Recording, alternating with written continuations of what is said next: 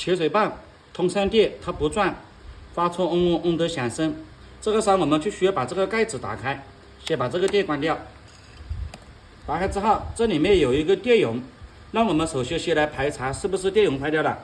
注意在拆的时候，要把这个电容要给它先放电，就把这两根线直接给它这样短路碰到一起就是了。这样短路放电，放完电我们再来用万用表测。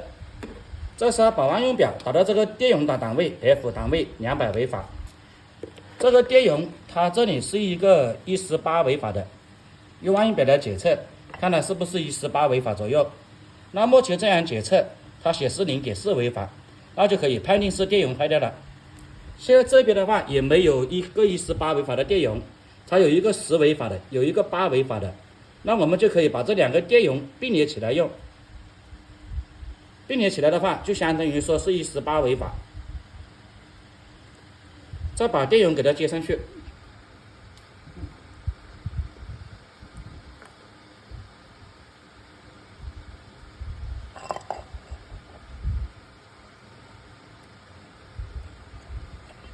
这时候再通电来看一下，看能不能工作。